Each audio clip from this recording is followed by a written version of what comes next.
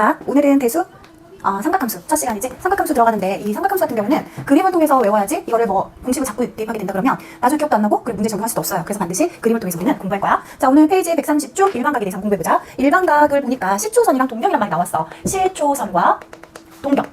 이런 말이 나왔을 때 있잖아. 그 단어의 뜻을 너무 어렵게 생각하지 말고 말부터 이해하는 게 조금 문제 푸는데 편할 거야. 먼저 시초선이라고 하는 거는 시작. 처음에 시작하는 선이 바로 시초선인데 무슨 얘기냐. 바로 좌표를 이렇게 있었을 때 여기서 시작할 거예요. 그래서 각도가 요만큼 올라갔어. 그러면 요만큼 올라가. 지금 움직이고 있잖아. 움직이는 바늘이라고 해서 동경이라고 얘기해요. 그래서 요만큼 움직였어. 그때 우리 각을 시타각이다 라고 얘기한다 그러면 바로 이 아이, 움직이는 이 바늘 아이가 동경이 되는 거고 시작하는 거지. 여기서 시작했습니다가 되어서 시초선이 되는 거지. 그래서 시초선과 동경에 대한 얘기가 되는 거야. 그러면 이 시초선의 기준으로 얘가 항상 이쪽으로만 올라가냐? 이쪽으로만 올라가는 거 우리는 플러스 쪽으로 이동한다고 얘기하는 거고 이쪽으로만 올라가는 게 아니라 반대로 시초선에서 요렇게 내려갈 수도 있어. 이건 마이너스 방향으로 움직인다라고 얘기하면 되는 거야. 그냥 말에 대한 정의만 있다는 거지. 뭐 문제 푼 거 없죠? 그래. 아주 쉽다. 이런 걸 얘기하면 되겠다. 이런 의미로 가져가면 되는 거고. 그러면 예를 들어서 우리가 각도에서 우리는 그동안 각도 그러면 양의 각도만 얘기했었잖아. 이제는 음수 각도도 한번 얘기 한번 해보자. 무슨 얘기냐면 우리가 30도 그럼 여기서 그냥 30도 이렇게 표시했잖아. 그치? 근데 우리가 마이너스 50도를 표시할 수가 있겠어. 어떻게 표시하냐면 시초선의 기준으로 해서 50도 내려가주면 돼. 바로 여기가 마이너스 50도다. 이렇게 되는 거겠지. 또는 130도 표시해서요 라고 한다 그러면 좌표를 그려서 130도는 90도 간 다음에 얼마 더 가주면 될까? 그렇지. 시초선에서 90도를 간 다음에 130도를 했잖아 방금.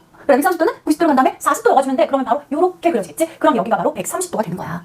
그래서 130도를 90도에서 40도 더가주면 되겠다. 그치? 그래서 이렇게 각도를 우리는 다양하게 표현해 줄 수가 있겠다. 이런 얘기인 거야. 그러면 우리는 이 일반각을 어떻게 얘기할 거냐? 이렇게 얘기할 수 있어. 만약에 좌표를 그려서 여기 이렇게 내가 30도만큼 올라갔다고 얘기할게. 그럼 얘는 30도 이러면 돼. 근데 봐봐. 얘가 한 바퀴 돌아버린 다음에 30도를 더 간. 즉 30도라는 아이와 360도 돌아서 30도 간 390도라는 아이와 또 두 바퀴 이동은 얼마예요? 720도잖아. 거기에다 더한 750도란 이 아이들은요. 다 같은 위치가 있어요. 즉 동경의 위치가 같아요. 맞죠? 동경의 위치가 같은 이 아이들을 그러면 어떻게 표현할 거냐? 우리는 이렇게 표현할 거야. 몇 바퀴 도는지는 몰라. 그럼 360도가 몇 바퀴 도는지 여기 몇 도? 0도잖아. 0도. 그럼 360도를 몇 바퀴 도는지 모르지만 이 n은 바퀴수예요. 거기에 알파도다 이렇게 표현해주면 되겠지. 맞아? 그래서 360도를 몇 바퀴 도는지 모르지만 알파도다. 그래서 여기는 뭐라 그러면 되겠어? 360 곱하기 n 플러스 30입니다 라고 얘기해주면 되겠죠. 30도.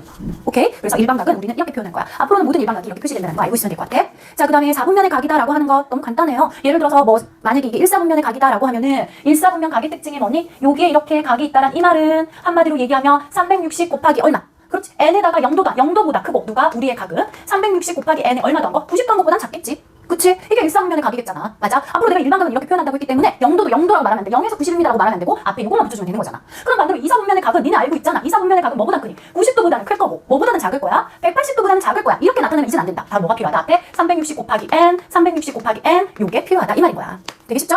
이렇게 표현해주면 되겠다. 자, 그 다음에 두 동경의 위치관계라고 되어 있는데 이 말은 무슨 말이냐? 두 동경이 이렇게 일치할 수가 있어요. 아까 얘처럼 360도, 390도, 750도 일치할 수가 있단 말이야. 그치? 그러면 이렇게 동경이 일치한 아이들이 어떤 특징이 있을까? 얘 하나를 내가 시타라고 할게. 그러면 다른 각은 360 더하기 시타 이런 식으로 되겠잖아. 맞냐? 그러면 어떤 의미가 있어? 얘에서 얘를 더하면 빼면 결국 뭐가 된다? 360 곱하기 n 요것만 되겠네. 한 바퀴든 두 바퀴든. 이해되죠? 그래서 두 개의 차가 이렇게 된다라고 말한 게 바로 1번 내용이에요. 2번 볼까? 두 개가 일직선이 있고 방향이 반대야? 그러면 얘는 요렇게 된다는 얘기인 거잖아. 잘 봐. 요만큼이 시타야. 맞지? 그러면 여기서부터 여기까지 간 게 두 번째 각이란 말이야. 맞아? 시타라고 하지 않게 알파라고 할게. 그럼 여기는 베타라고 할 거야. 그럼 우리 눈에 보이니? 베타에서 알파 뺀 거. 베타에서 알파 뺀 거 얼마 나왔어? 180 나왔잖아. 그치? 근데 우리는 180도 이제 이렇게 쓰지 않는다라고 얘기했었잖아. 뭐라고 한다? 그렇죠. 360 곱하기 n 플러스 180이다 라고 얘기한다라고 했잖아. 무슨 말인지 알겠어요? 무슨 말인지 알겠어요? 바로 그 내용이야. 너무 간단하지? 그럼 X축 대칭이래. 그 말은 무슨 말이냐면 요게 만약에 알파각이라면 X축에 대해서 요렇게 베타각이 된다 요 말인 거잖아. 베타는 근데 여기를 베타가 두면 안 돼. 여기서부터 여기까지가 베타가 될 거야. 맞아? 그러면 여기는 똑같은 알파의 크기가 되겠네?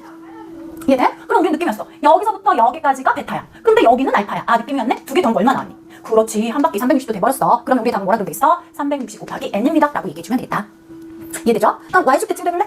이건 그림으로 이해해야 된다. 오케이, 여기 알파래. 그럼 요렇게 되면 여기서부터 여기까지가 베타 할게. 그럼 여기는 뭐가 되겠어? 알파가 되겠지? 느낌이 왔어. 알파 보지 말아봐. 알파 더하기 베타는 180이 되는 거잖아. 그치? 그럼 어떻게 되겠어? 180 그냥 쓰면 안 돼. 그렇지. 요렇게 얘기해주면 되는 거지.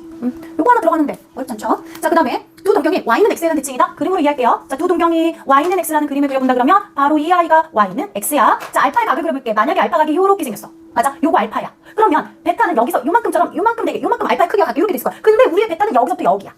느낌이 왔어? 오케이. 여기가 베타고 여기 알파의 크기가 같으니까 알파와 베타 더한 거 얼마 나왔니? 그렇지. 90 나왔단 말이야. 그럼 90을 쓰면 안 돼. 어떻게? 360 곱하기 n 플러스 90이다. 이렇게 써주면 되겠지. 어때? 삼각함수 정리. 어렵지가 않죠? 이렇게 문제 풀어주면 되는 겁니다. 그럼 문제 한번 확인해볼까?